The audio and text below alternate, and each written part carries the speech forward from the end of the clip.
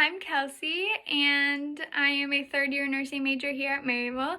This is my first year with Delight, which is super exciting, and today I'm just here to share a little bit of my story with you. And what I'm going to be focusing on today is isolation from God and my isolation from my relationship with Him.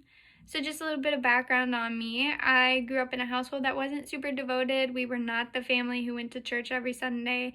But my parents still did a great job of making sure that we prayed every night, that we read our Bibles, that we understood that God loved us unconditionally, and that He was the person who all day, every day we could turn to and talk to, that He was there for us no matter what time of day it was, no matter where we were, no matter what we were doing. He was that person. And they did a really great job of allowing us the time and the space to grow and wanting Him to be that person and allowing Him to be that person. And that's pretty much how my relationship was with Him up through high school. It was really positive. I grew a lot in it, and I felt our relationship had grown a lot for the time frame that we were in it. And then high school came around, and this is where I found that my isolation started unconsciously.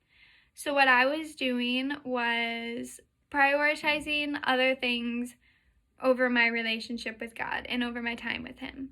I was prioritizing other friendships. I was prioritizing sports. I was prioritizing school over my relationship with Him. I was telling myself there's always tomorrow, that tomorrow has time, that today just does not have time, which is never a good way of thinking and is simply not true. Today always has time for anything in your life that you are putting off.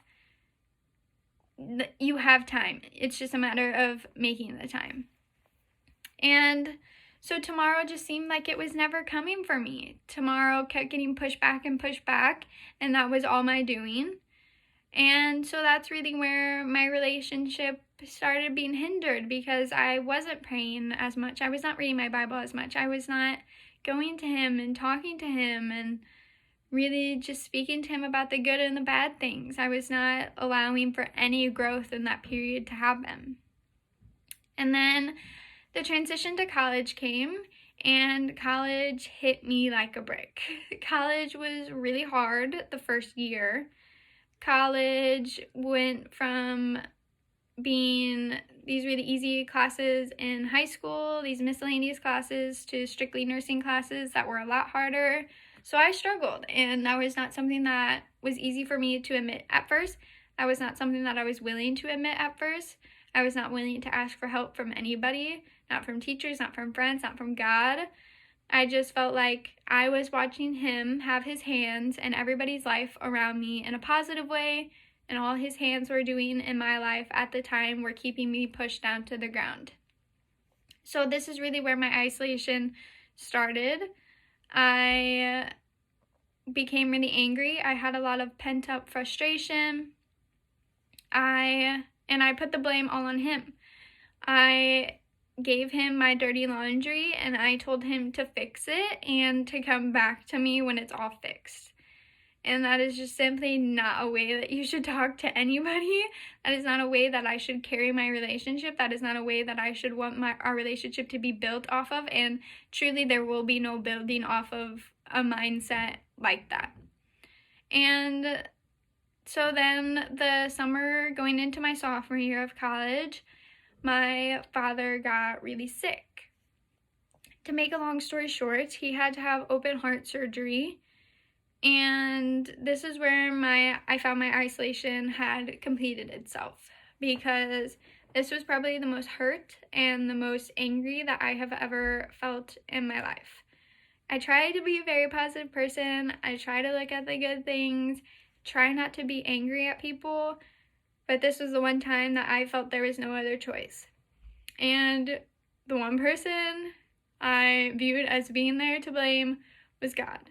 He was the person who I was told loves us unconditionally. He was the person who I was told is there for us and has these great things in store for us.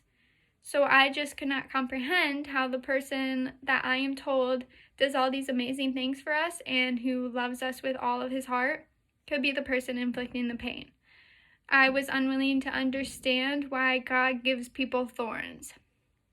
And so then that's just where I cut myself out of what I viewed as a negative situation and a negative relationship. I told him, you have done nothing in this past year that then caused me hurt. And I felt like I had no trust in that relationship. So rather than coming face to face with it and dealing with my feelings and talking it out, I completely withdrew myself from it. I said, there's no need for me to be here anymore. There's no need for our relationship to go anywhere anymore because I cannot see any good coming out of it. So this negative mindset continued for me for about 6 months. That was the time period where I just did not pray at all, put my Bible in my basement and did not touch it, did not look at it. I refused to listen to those around me who wanted to pray over my family and pray over my father. I refused to listen to friends who were coming to me saying, hey, I heard this in church and thought about you guys. Rather than taking in those most positive experiences and prayers in a time where they were needed the most, I shut them down. And I not only hindered my relationship with God completely, but I also hindered a lot of great friendships in that time. And they all had to have trust built back up. So that's really how my isolation was, and it continued like that. And it did not end until I remember I was sitting in the living room with my father. And it was just me and him, and he was sitting in his chair, and we were talking, and in the middle of our conversation, he said, wait a second, and he closed his eyes and dropped his head and clasped his hands together and just said, thank you, God. And that was probably one of the simplest statements I have ever heard, but also one of the most impactful statements that I have ever heard. Because the person who God had touched his life the most and had had the most impact on, he was sitting there still completely devoting himself to him, completely loving him, knowing that God was completely loving him back and that God had completely loved him throughout the whole process.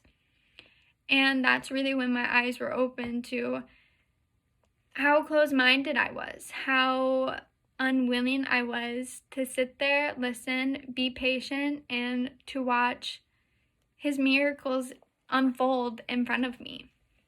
There's something in John 9:1, and it says, as he went along, he saw a man blind from birth. His disciples asked him, Rabbi, who sinned, this man or his parents, that he was born blind?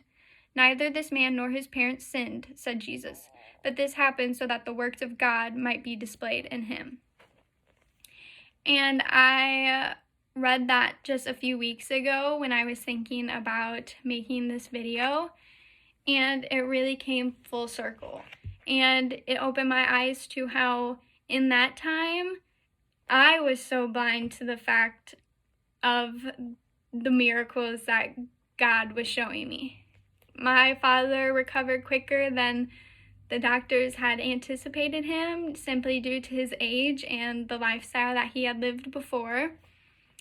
And I watched him go home from open heart surgery in 6 days, which seems so crazy, and they weren't expecting that at all from him. So it was only after this conversation that I really told myself to just stop in the moment and sit back and reflect. To reflect on what had happened around me, reflect on my past self and my past actions, and really just ask myself, what was it that I wanted to come out of this? And what was it that I wanted for my life moving forward?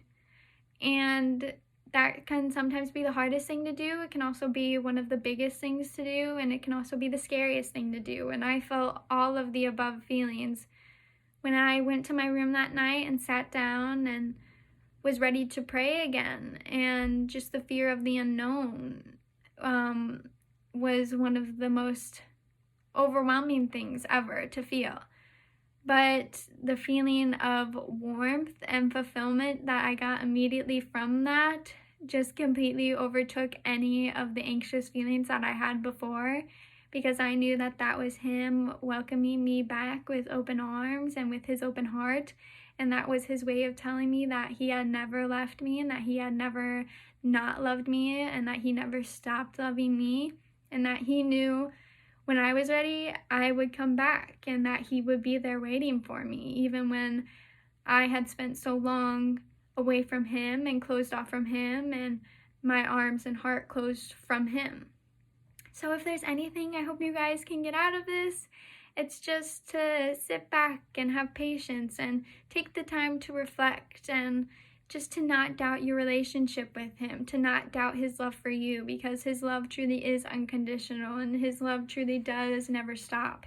He only has the best in mind and in heart for you, and he knows the plans that he has for you. And I just hope that every day you can feel loved, and that you can feel your relationship grow with him in a positive way. And I hope you get some fulfillment out of your relationship with him. So I really thank you guys for listening to this. My Instagram handle will be at the end of this video, just in case you guys want anybody to talk to, you need a friend, or you just want to get something off of your chest. I am always here and always open, and will always answer anybody who is wanting to reach out, and I'm always here for you guys. So I really do want to thank you guys again for listening. I hope you have a great day, and just thank you guys. Bye.